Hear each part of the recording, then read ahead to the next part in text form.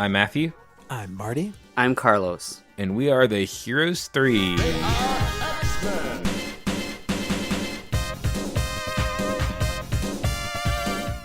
So, April Fools, I guess. I don't know. We just wanted an excuse to talk about this, or Carlos did. So today we're talking about Pryde of the X-Men, which is a lot more Asian animation than you would think. So damn right. We'll get into that. But Carlos, try to explain why you brought this to us in under a minute. Okay. I mean, to pull the curtain away a little bit, we are all pretty busy with various things. In particular, VGMCon is coming up, and we will all be there.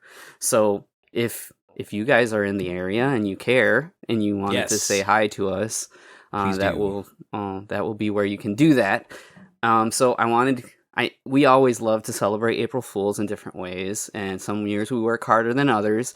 So I wanted an easy deliverable, and nothing is easier to me than talking about the X-Men. And Pryde of the X-Men here is asterisk Japanese animation. So Toei produced the animation for this pilot that came out in 1989, I believe. That's probably not when I saw it. Actually, it might have been, because it did run on TV, and the first time I ever saw this was on TV early in the morning. I think it must have been a Ninja Turtles episode. I told you guys I got up at 3 a.m. to watch Ninja Turtles, but I was wrong. It was 3 p.m. But so I was a very that's like such a beautiful story. Yeah, I actually, sorry, that's a quick tangent. I remember waking up and it's funny because now it's a lot of people consider it one of the worst Gundam series, but I did get up at 5 a.m. to watch the finale of Gundam Seed because I had been watching through the series, and I was like, well, when's it coming on? Oh, 5 a.m. What? Okay. So I watched it. I don't remember anything about that show. That's okay. So, yeah. That's what I one of my least favorite Gundam shows, but that's okay. Yeah, so I was a very dedicated cartoon watcher as a kid. And at this time, I was also a very dedicated X-Men fan. And I mean, we can all talk about our experiences with the X-Men. But very quickly, I thought, yeah, let's do this for April Fools. We don't have to write a script. We don't have to come up with some stupid jokes. I don't have to write quiz or anything. So yeah, let's riff on some X-Men, because there's a lot that we can pull from it, not only regarding animation, which is also something we've tried to focus a little bit more on with the podcast, but also the ephemera around Pryde of the X-Men, because it extends beyond the TV. Well, I guess it's a TV, but a TV in a different place. Well, I think we definitely need to let in the elephant in the room, which is X-Men. Yeah, probably one of the most beloved, addictive, fun, frustrating, unforgettable video games ever made. The X-Men arcade game it does not exist without this pilot, Pryde of the X-Men. Yeah. And so if you've ever wondered, kind of through the years as you've played that game, like, who's the character Dazzler and why is she in this game? Dazzler! That's why. It has origins to this, yeah. Yeah, all of the designs that they used in that Konami game, which came out in 92, which, I mean, man, 89 to 92, I guess, like, into 93, such formational years for little Carlos. You've got, like, Street Fighter, you've got X-Men. Totally. And yeah, the X-Men, kind of have their ascendancy in a major way in that time, because you've got the Jim Lee and Chris Claremont run and the infamous X-Men #1, gatefold cover with all the multiple issues. And yeah, I mean, it was just like everywhere on the playground, like sneaking comics in every classroom. I mean, that's at least my memory of it. It's just, X-Men were just inescapable at that time. I literally would carry comics with me wherever I went. Yeah, no, definitely. My little stack of comics. And honestly, the X-Men were my gateway drug into comics. I think my mom bought me a pack. It was a selection of random comics from an outlet store. And amongst that set of random comics, there was some issues of Uncanny X-Men. This was right before the X-Men #1 launch. Yeah.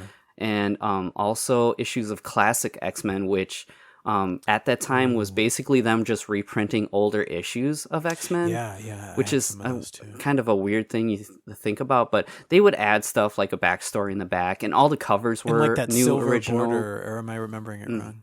Some of them, yes, but most of all of the covers were new artwork related to the stories that they were reprinting. But with that, you would get artwork from Arthur Adams, Mike Mignola, all these like amazing. Like actually, one of my favorite X-Men covers ever is a Mignola X-Men piece where they were reprinting them fighting Dracula, and it's got all the X-Men in the foreground facing away from you, and they're standing off against Dracula, and it just looks insane. It's like one of my favorite X-Men covers ever. But yeah, without getting too far into the weeds, yeah, I liked all this stuff a lot. Also, trading cards were a big deal back then. So like my brother and I collected the Marvel Universe cards, and the X-Men Series 1 cards were all drawn by Jim Lee. Like he drew every card on that. Some looked better than others, but it was like such a cool time to be a fan of the X-Men. And I mean, they were raking in the money from it. And that was a source of like many a playground argument, because with all those Marvel cards, they were... Maybe there were some attempts, to do this earlier, but essentially, like they had quantified like everyone's abilities like across all the Marvel comics. So they'd break out all these arguments about like Hulk versus Colossus or whatever. Yeah, and you had this like hard data to back you up. It was also like such a great foundational thing to, as a fan of the comics, you're a kid, so you can't just keep up with every comic book.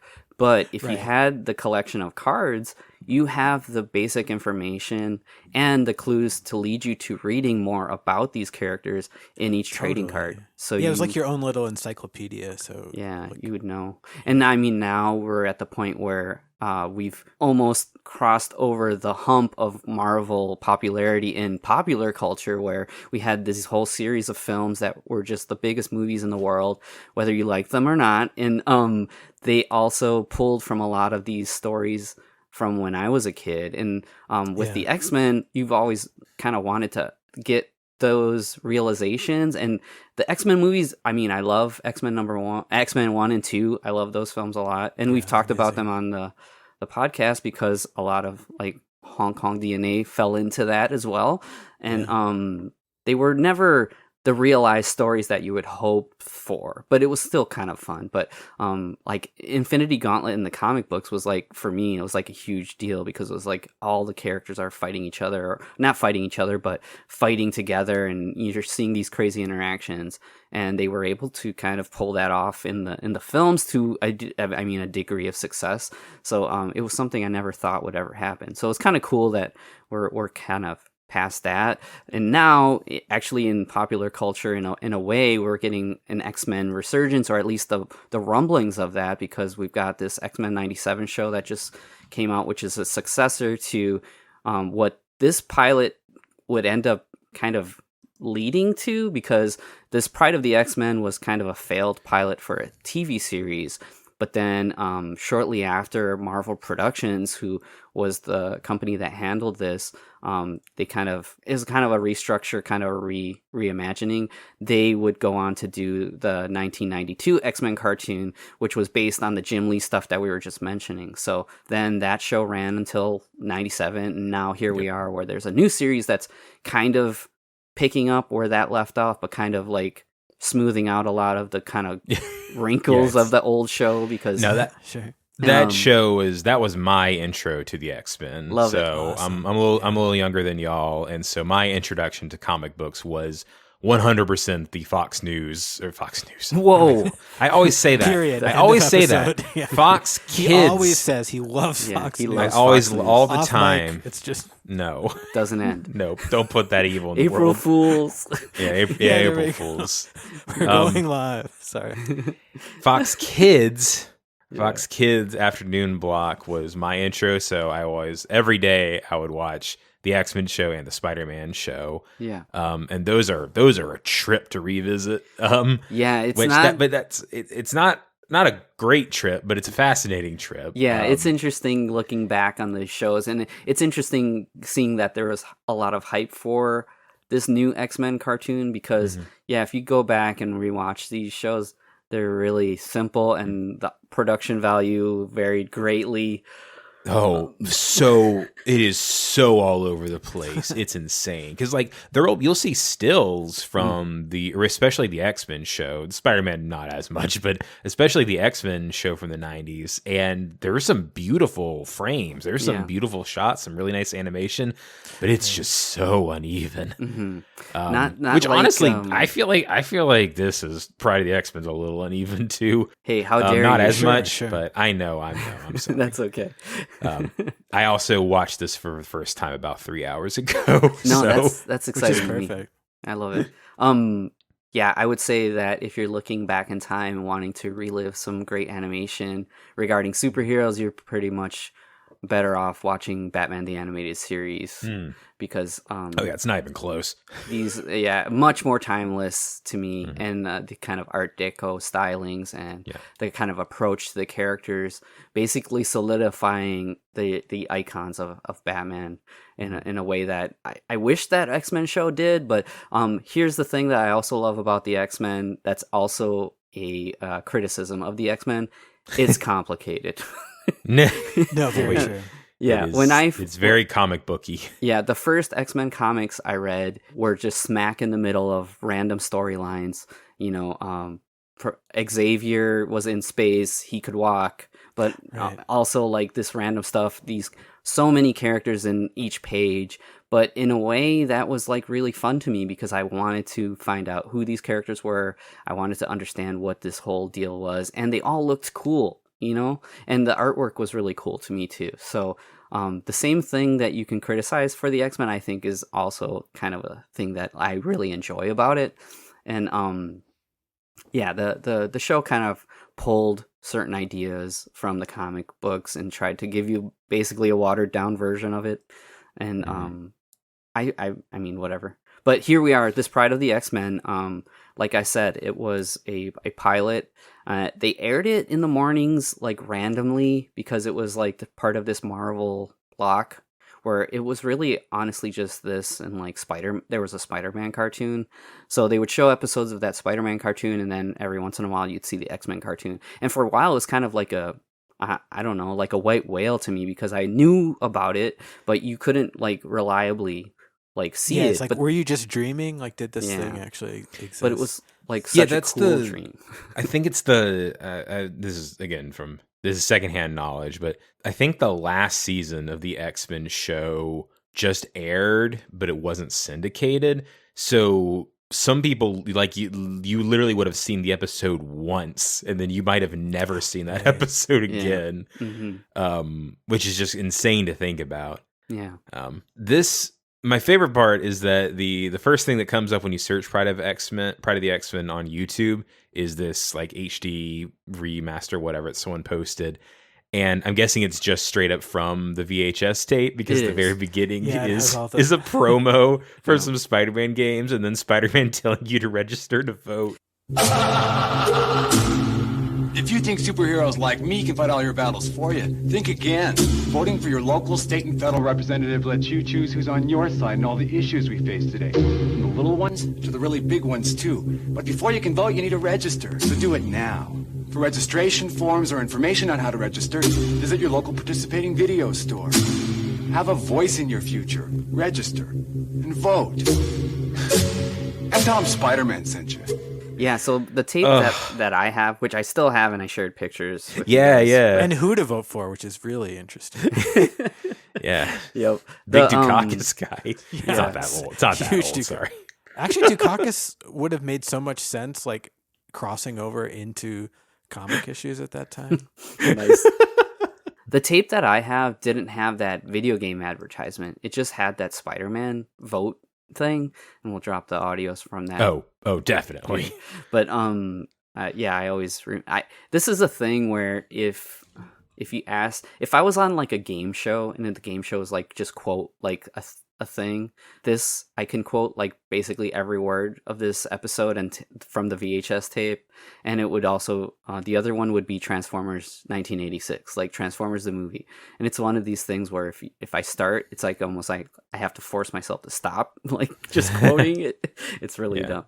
But so we've got the X-Men here, but it's more of a classic X-Men. This is actually pulling from the team that you would know from the Giant Size X-Men. So in the original 60s team, there was Cyclops, Marvel Girl, Jean Grey, Beast, Angel, and Iceman. And then there was like the book kind of got canceled. It wasn't really doing great. And then they relaunched it in 75, and it was a special issue called Giant Size X-Men #1.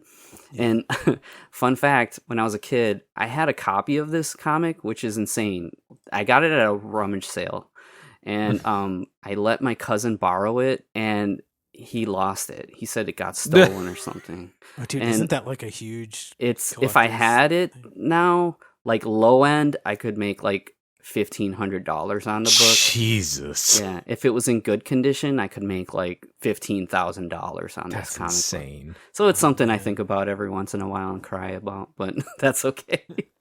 But this team is a bit different. Cyclops also is the leader of this team, but you've got almost like this international group of characters. Colossus from Russia, Nightcrawler from Germany, Storm from Africa, Wolverine's from Canada.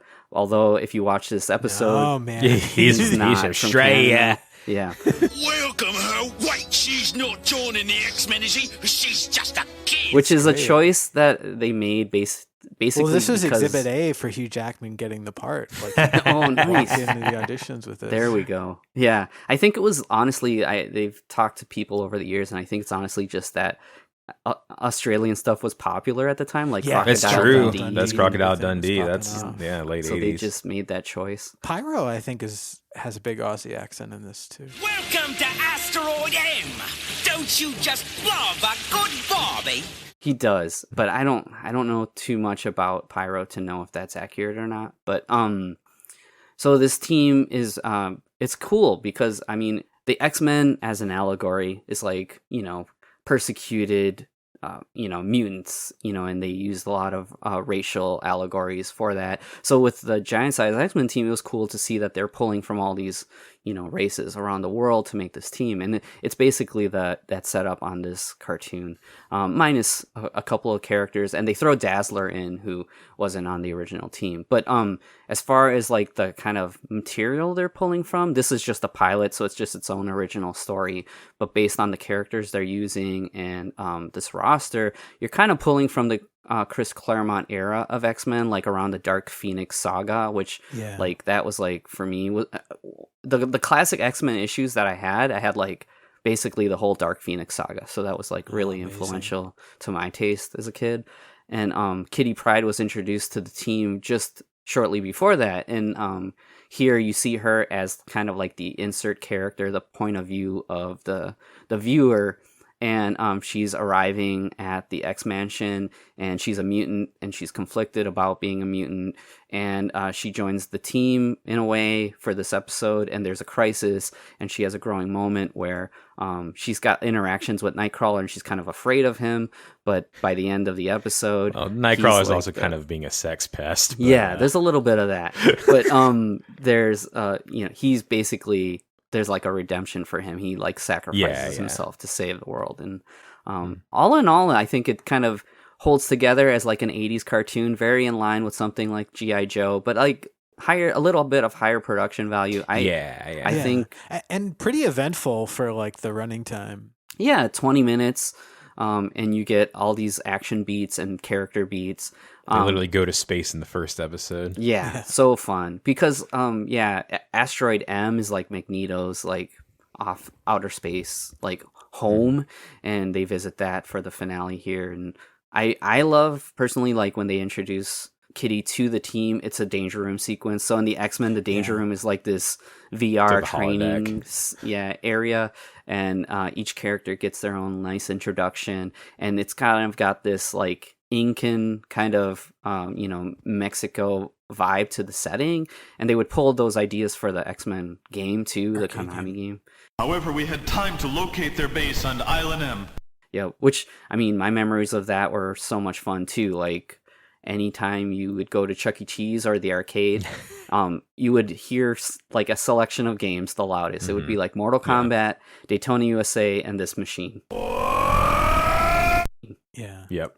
And if you were lucky, where you had like the 2-monitor version, or with the mirror to make the monitor seamless, and that shows the longevity of it. Like, even whenever I was a kid, years later, they're still everywhere. Like you go to any place. I mentioned before, but the big arcade / roller rink in Savannah was Star Castle. And cool. Star Castle definitely had an X-Men arcade machine. It's a classic. Amazing. Actually, I feel like I'm still building memories with that game. My birthday last year, we ended up kind of after dinner and drinks and stuff going to this like arcade bar, and it was a person on every joystick on the like, large version of it. Oh, that rules. It's like with these modern arcade bars, it's like you're just paying a cover to go in, and all the cabinets are unlocked. So that's really the only way you can beat X-Men. I remember the first time like playing it with my friend Hugh on a MAME emulator all the way through, and it's like, oh man, this would have been like $85 to beat this. It's definitely one of those, if you had a birthday party at a place and they give you either like a free play or give you a bag full of tokens, you would try to get as far as you could. And sometimes you were lucky that you would jump in to a game that was already like halfway through or towards the end. Yeah, that's your only shot to see like one of the later levels, because it gets remarkably unsportsmanlike or something. Cheap hits. Yeah, all those beat 'em ups, you're just wailing on them, but enemies become, damage sponges, and they hit you pretty hard, so you die in one hit. The other thing we should mention, I mean, besides the wonderful music that we all love, it's very sample heavy, where they use voice samples, and some of the hilarious voice samples from the Konami game are the best. X-Chicken is X-Chicken. Magneto has like the best pulls. Master of Magnet. You are helpless against my power, X-Men. Come, X-Chicken, die. Yeah. Some good stuff. Come to die? Welcome to die. Welcome to die. Yeah. Welcome to die. I was literally thinking as we were talking about this, I was like, I think I'll probably put this clip here and maybe through this clip there. Yeah. It would be more in line with an April Fool's episode for me to just have a soundboard and just punish you guys with sound drops, but dude, perfect. I don't have that set up, but I'll punish the listener with them. Yeah. And like some of the tracks literally are like that, where you're hearing like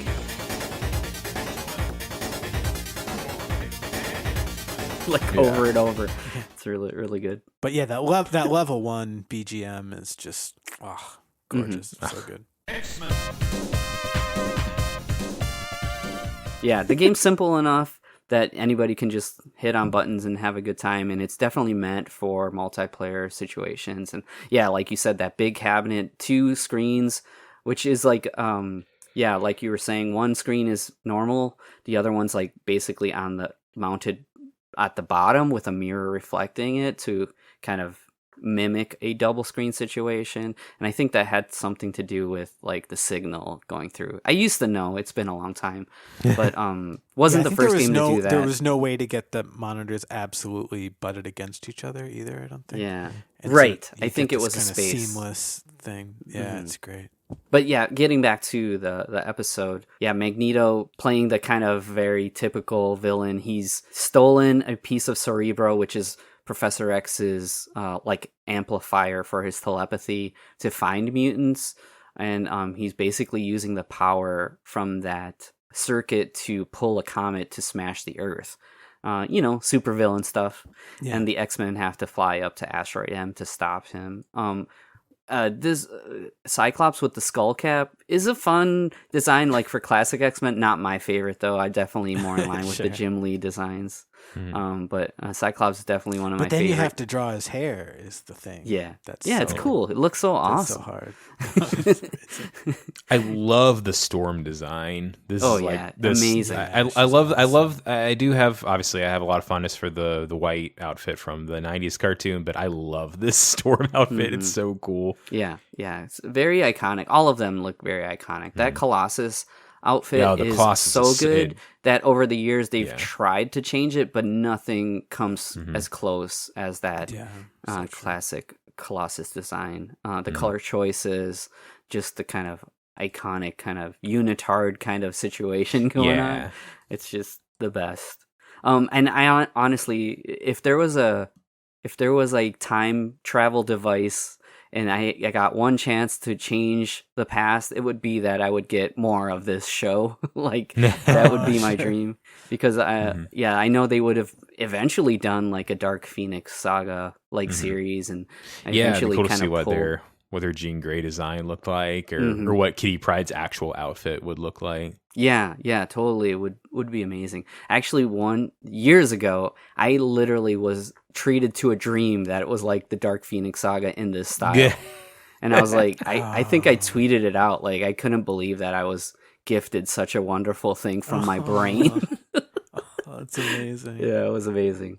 But yeah, real light this time. I hope you guys don't get fooled too hard out there. And if you are hype about X-Men, like I am, hopefully this new show turns into something fun. I've only seen like the episodes that are available right now, and I don't know how many they're gonna do. But to me, real quick, I think the production value is nice when it needs to be. It's kind of looks weird, and it's a mixture of 2D and 3D 97. And but I do honestly feel like it's the best animated X-Men thing that I've seen in a very, very long time. So I mean, I'm hopeful that this turns into something really fun. And I always love to see the X-Men, and you can tell that people are very excited for the X-Men. And yeah, go X-Men. Yeah, I saw the first episode and I did enjoy it. I'm curious to keep watching it, but Yeah. I like it. Cool. Well, and it's such an amazing like curiosity that it exists, and Yeah, for real. yeah, I don't know, speaks to the kind of project that's possible in kind of our strange modern nostalgic internet world. And yeah, I don't know, excited with the Marvel stuff, like all the MCU stuff, how everything has to be connected, and I know that the X-Men could potentially be like the next big thing for them if they wanted to invest it and people were interested. I almost wonder if, in a way, this version of the X-Men, this animated version, actually could be like kind of blueprint for what they do in the movies. It's like a bit of like testing the water or something. Yeah. Well, without getting into too much spoiler territory from the films, the Easter eggs that we've been given for the X-Men have all been related to this animated version. So I don't know what that says, and that who knows, it's just multiverse nonsense, but it would I don't know. It's kind of interesting to me. I'm so burned out on all of that, but It is. I mean, but if everybody there's cool is. show, if there's a cool show, then I'll watch the cool show. Yeah, So. I agree. Yeah, well put. But yeah, well, thank you so much for checking out the show.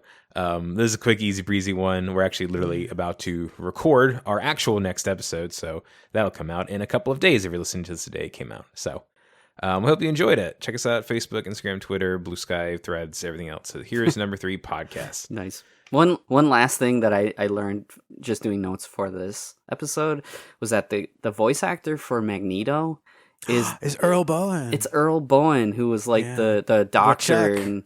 and yeah, that too. I think of the you're doctor right. from Terminator 2. Oh man, he is LeChuck. Yeah, that's amazing. The main one I recognized was Kath Soucie, who does Kitty Pryde, but she's also like, I mean, she's a billion things, but she's Phil Lil and their mom in Rugrats. That's the main thing I recognized her from. Yeah, nice.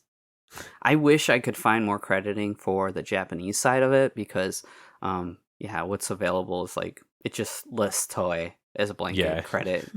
Yeah, it's too bad. There could be some legendary animators that work. They're really, you never know. Yeah. Thanks for enjoying the episode, everyone. Have a great week. Peace.